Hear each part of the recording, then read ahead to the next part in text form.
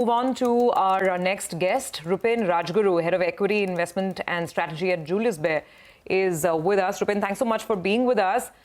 So what thoughts? Let's start with the top-down view first. Once again approaching 20,000 and a very interesting mix of stocks that the market seems to be latching on to now in this leg. Is your overall view on the market first up? Yeah, hi. Good afternoon, Surbi. You are right. We are approaching again a new all-time high for our markets. And if you see, in the global context, the US market since its October 27th low is up almost 10% in matter of 25 odd days. So the momentum which we are clearly seeing in the global markets, while it has been much more volatile, in that context, we are still a relative underperformer. Like Nifty would be up 8 odd percent YTD. S&P 500 is up 16 plus percent. Nasdaq probably 35%. In all probability now, since some of the heavyweights which were relative underperformers are participating in the market, there is high probability, as they call, the Santa Claus rally towards the end of the year, we might be touching the all-time high levels for the market. So that's the overall mood. So while the sentiment and liquidity keeps on changing very fast, but as things stand today, there is high probability that we might reach that in the very near term. Okay, all right. Hi, Rupen. Good afternoon and good to see you. Rupen, one problem pocket has been that the rich are getting richer. Premium sales are really, doing very, very well. But rural India is still in pain. I believe that you've identified a theme to play on rural India, which is the two-wheeler space. How would you play that? I mean, tell us more about that, because some of these stocks still have done very, very well. Hero MotoCorp, Bajaj Auto, they're near 52-week highs. Hi, afternoon, Nigel. If you look into the two-wheeler industry, probably this year we will end with volumes of 17 odd million for the two-wheeler industry, which would be still significantly lower. I think pre-COVID high, if I'm not mistaken, is closer to 21, 22 million as far as volume is concerned. So while our overall GDP has grown, the overall two-wheeler sales are much lower than its peak sales. And here, as you rightly said, rural economy is something which has been struggling. While the commentaries of the consumer companies has still been a little bit tepid, but if you hear through the commentary of some of the two-wheeler companies, clearly I think because the pent-up demand is there, inflation is now coming off.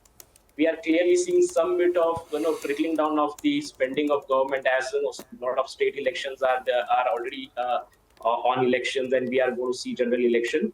And net, I think that has bottomed out. So tactically, we might see a spike in that segment, and hence probably over next 2 to 3 quarters, we might see a robust volume numbers from these companies. So yes, some of the stocks have while they are close to its all-time high, but on a 3 to 4 year basis, they have been still a big relative underperformer. So some bit of catching up is very much possible. Are you recommend or are you trimming your holdings in any stocks or sector, Rupen? So Rima, if you look through, it's a constant process, and here we constantly evaluate which stocks have run up ahead of their fundamentals, and a lot of the good news are already the price. So that trimming exercise is very much on, and that is across the sector. But at an aggregate level, probably I mentioned in your channel some time back, we have reduced our weightage towards the capital goods industrials as a segment, because while we are very positive on the prospects of that sector, but the way some of the stocks have run much ahead, and probably the good news of next 2-3 years are also there in pricing in some of the stocks. So that is where we are taking some money off the table and redeploying it back in some of the large cap names, because large caps as a segment, rather not even large cap, mega caps have significantly underperformed in India, and we are redeploying money in some of those mega caps across the sector. Okay, so you're redeploying money in the mega caps. Some more clues here, Rupen. Now, does that mean large private sector banks? Is that where you are? And I mean, since I asked the question on banking, what about this big sort of, intervention from the Reserve Bank of India on the unsecured credit side? Does that kind of make you a little wary of growth rates in the near term?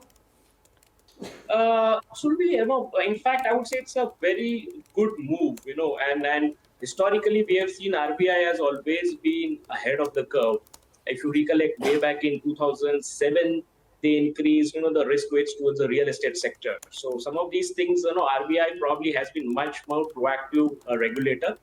And if you see, they have been mentioning about the way some of these unsecured lending were carried out by some of the NBFCs or fintechs. So I think it's a very good move, which probably, it's a more good preventive move. So to answer your question, does that impact the overall growth of the banking sector? No. And on the questions of mega caps, yes, some of the large banks definitely are at a valuation probably even lower than what valuation it were trading during the global financial crisis. So while there are some company-specific issues in some of the banks which are getting sorted out, but in that context, this is the time to look into those stocks, because the margin of safety in those stocks is much higher at current levels. So our preference would be towards some of those mega cap banking names, and even some of the large conglomerate, which is present across the board, which is the largest market cap company. So all those are. And those have been a big relative underperformer over the last 2-year period. Okay, all right. And Rupen, final question before we let you go. Real estate stocks actually have come back in a big way. We talk about registrations that have done very, very well. Now it appears some of these larger names, they want to get larger. They want a bigger slice of India, so they're going to other parts of the country as well. But you would rather play the ancillaries rather than play the real estate stocks? Tell us how you go about it. Will it be the ancillaries in terms of tiles, pipe makers? Will it be cement companies?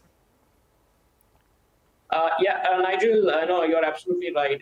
Real estate typically has a longer 8 to 10 year cycle, and we had a big bear market probably starting 2010 till almost till 1920, and we are now seeing a decent upcycle.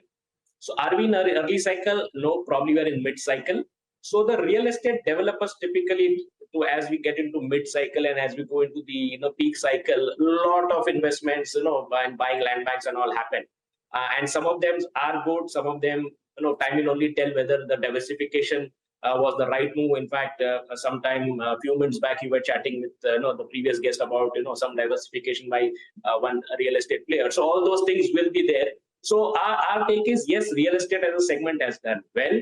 So typically the best way would be the way to play through the ancillaries, which are the home improvement companies, because after the pre-sales and sales is done, the big expenditure happens to those segments. So across the board there, some of the segments which you mentioned, be it tiles, be it plywood, be it cables and wires, and cement. Yes, almost 50% of the overall cement consumption is consumed by the real estate sector. So that itself also will do well. So yes, that's the segment which we clearly believe will be posting a very strong growth for next few years.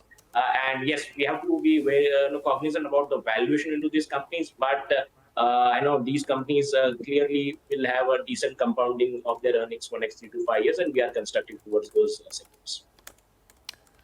Okay, all right. Thank you very much. Great talking to you today, and we look forward to more conversations in the future as well. Appreciate your time. We'll take a break on that. Thank you for watching CNBC TV 18, and do follow us on all our social media platforms for news, updates and more.